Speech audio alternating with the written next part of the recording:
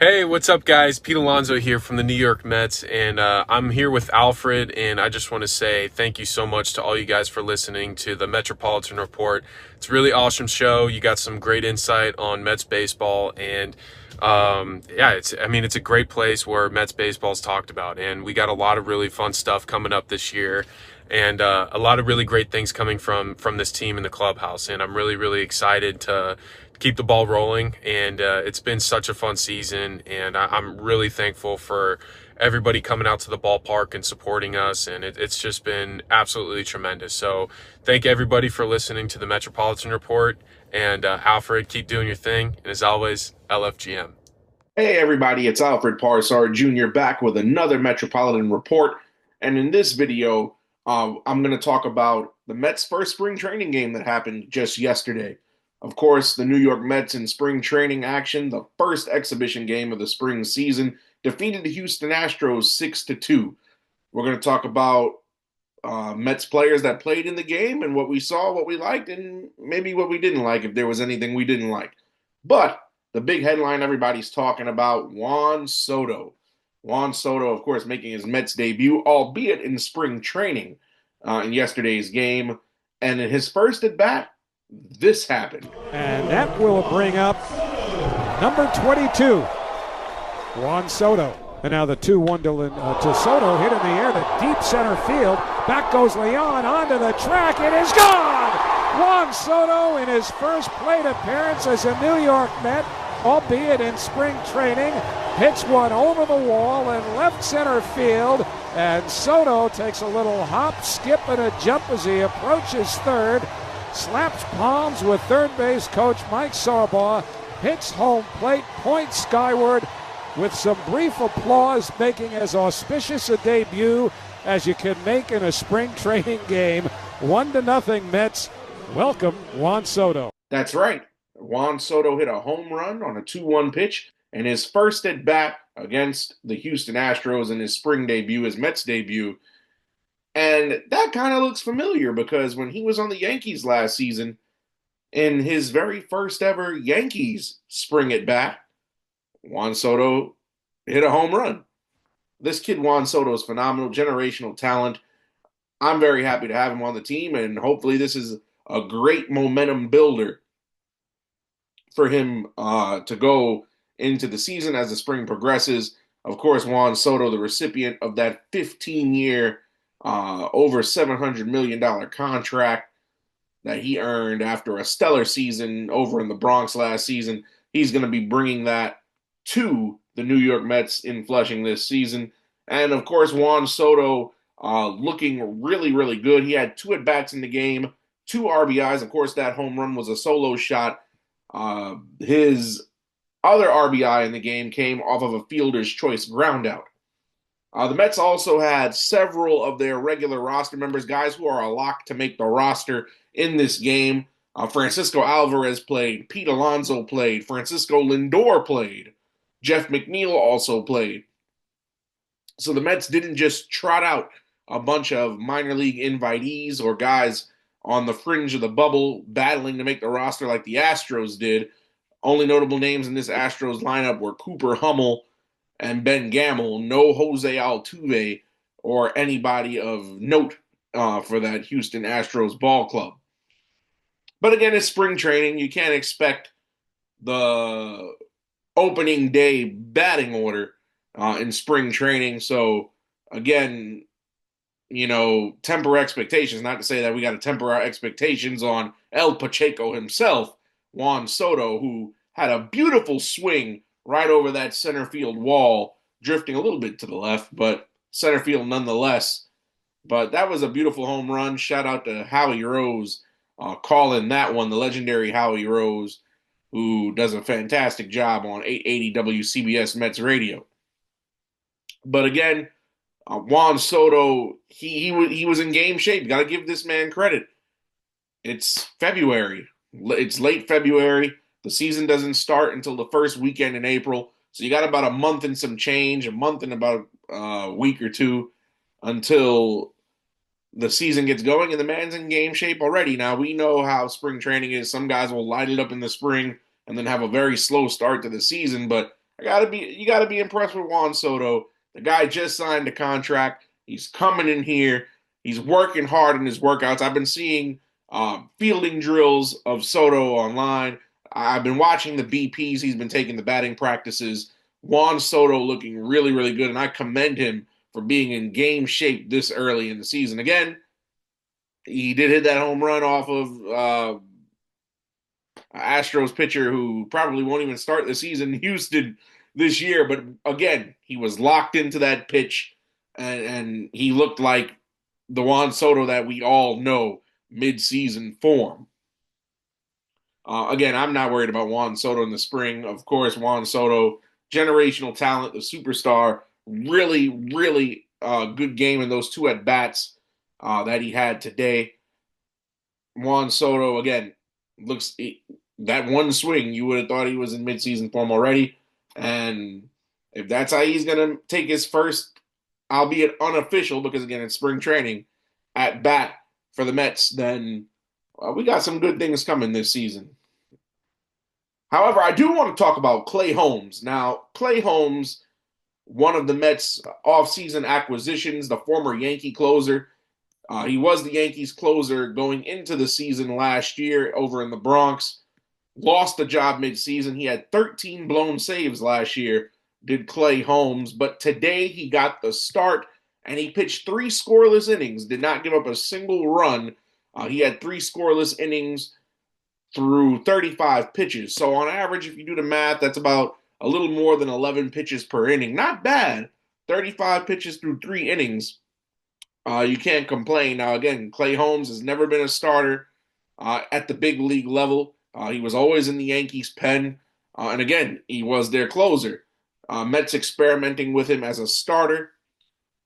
One thing that you've got to be curious about now, yes, he did look good, but again, did not play against the Astros big leaguers, a bunch of non-roster invitees and guys on the fringe of trying to make the team, and some minor league prospects. But again, still look good. I'm not going to disparage Holmes. In a competitive setting, 3 scoreless innings, not very easy to do. But one has to wonder, as the spring goes on, can he build up the stamina to go 5 innings, to go 6 innings? Again, he was a closer for the last couple of years. So that's going to make you wonder. He's not used to pitching, maybe more than 18 to 25 pitches to get 3 outs in 1 inning. So, again, 35 pitches through 3 innings, not bad at all. That is a very efficient pitch count that Clay Holmes produced. No issues there. Again, he looked good. Now, we'll play the highlights. Go ahead and play the highlights. As you can see here in these highlights, he only had 3 strikeouts, but a lot of contact. Clay Holmes induced a couple of ground balls, as you can see there. He induced a few flyouts.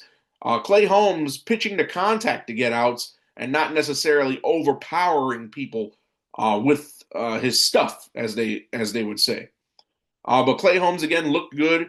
Anytime you can get a starter who doesn't give up a run to the first 3 innings, it's phenomenal. But my biggest concern is Clay Holmes, formerly as a closer, formerly as a closer and making the transition into a starter, one has to wonder, will he tire out early throughout the season? Does Mendoza, the manager, have him on a pitch count this spring so that he can save him for innings in games when it counts in April? We've seen in recent history former relievers who went to other teams and became starters. One name that comes to mind, Seth Lugo, now a starter for the Kansas City Royals, had a pretty decent year last year. When he was with us, he was a setup man. Another example, Michael King, who ironically was traded for Juan Soto when the Padres and the Yankees made that deal. He was a reliever in the Bronx. He goes to the Padres, has a decent season last year as a starter. Will Clay Holmes be able to make that successful transition? On the flip side, we've seen starters who, went on to be relievers later on. Mariano Rivera started out as a starter and became the only unanimous Hall of Famer in history. John Smoltz is another guy, started as a starter, became a closer. Kerry Wood, who played for the Cubs, same thing. Started as a starter and became a reliever later on. So again, um, the transition from pitching one inning every couple of days to now going 5 to 6 every 5 days. We're going to see how Clay Holmes possesses there. What Clay Holmes are we going to see? Are we going to see the Clay Holmes that blew 13 saves in high leverage situations for the Yankees last year?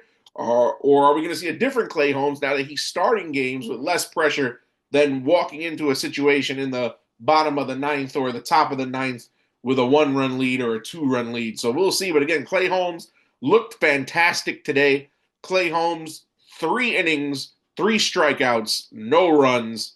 So Clay Holmes looking spot on so far this spring for the Mets. Again, the Mets defeating the Houston Astros 6-2. The Mets trotted out a number of their big league players that are a lock to make this roster already against, I don't know, the AAA version of the Astros. They're AAA players in big league uniforms. But once again, there was a lot of positive signs in this Mets spring training game.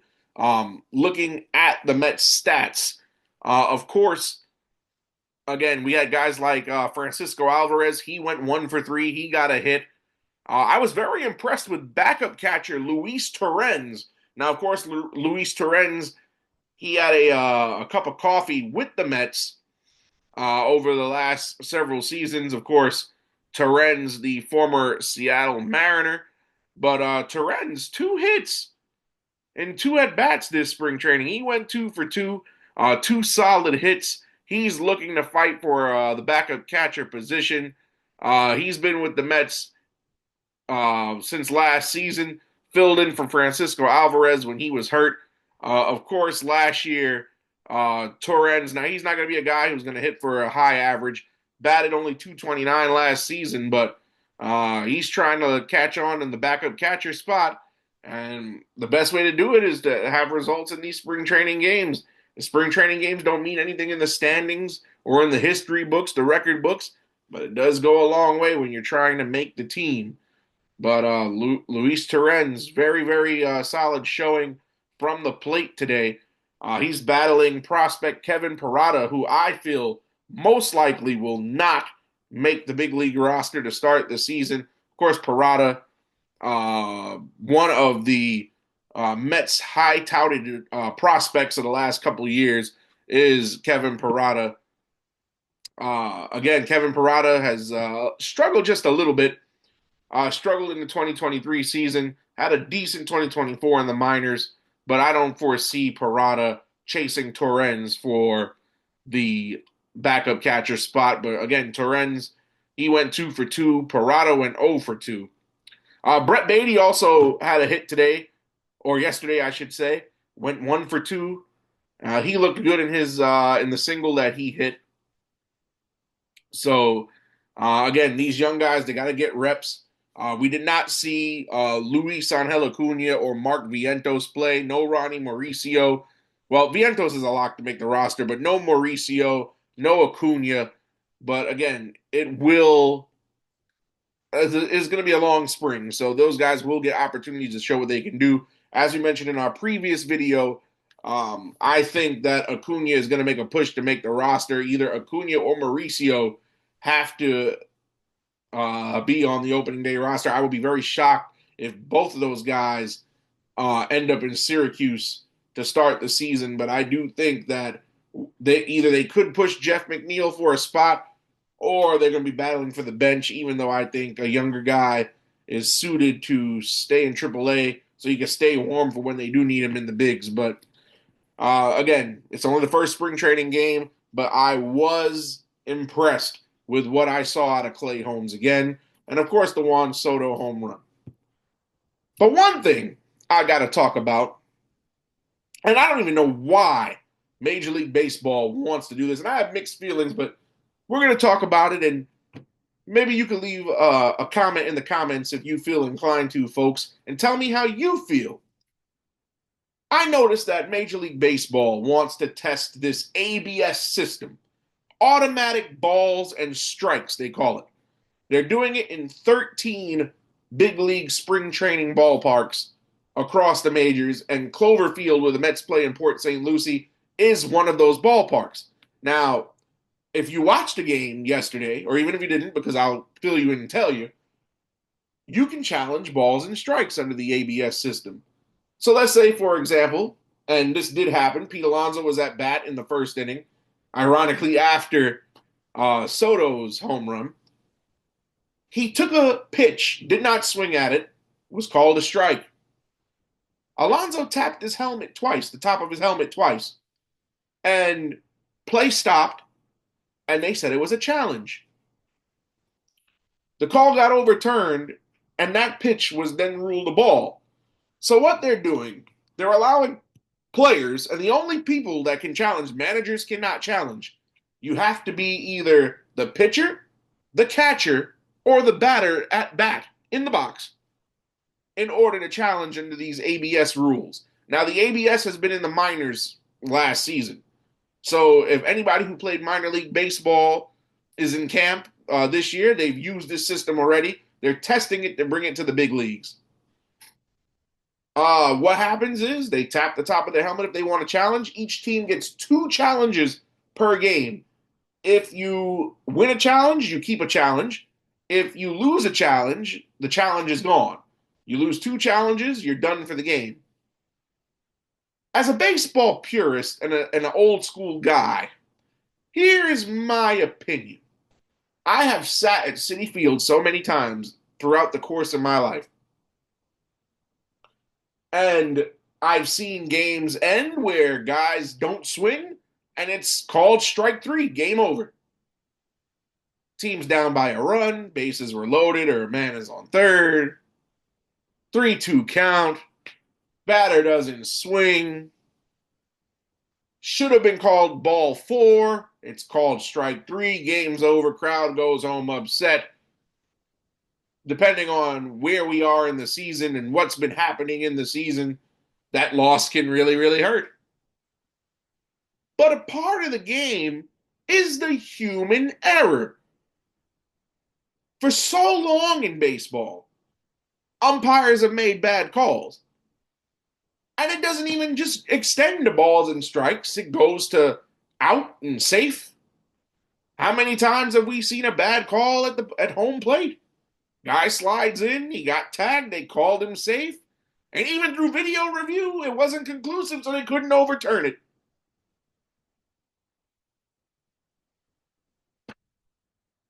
Like, really, we're gonna challenge everything. Now, part of sports, not even just baseball, basketball, football, part of the beauty of the game is the human error of the officials. Yeah, sure, calls, they want to get it right, and I get that. And some of these outcomes are gonna affect games, could possibly affect standings, who knows? But baseball has been around for a very, very, very long time. Baseball has been around since before a lot of this technology that we know existed. You think in the days of Hank Aaron and Stan Musial and Babe Ruth and Joe DiMaggio and all these guys, all Ty Cobb and all these great Hall of Fame players from back then, and the Jackie Robinsons and the Sandy Koufaxes and all these guys, even the Ken Griffey Jr.'s from my youth, the Ichiro Suzuki's, like, do you really think, the Derek Jeters, do you really think that we should implement this stuff now? We didn't have it even 5 years ago, 6 years ago, but you want to implement it now? I say leave it alone. I understand what they're trying to do. We already have instant replay reviews for out and safe, for stolen bases, for runs scored, for guys getting to a base and they get tagged out.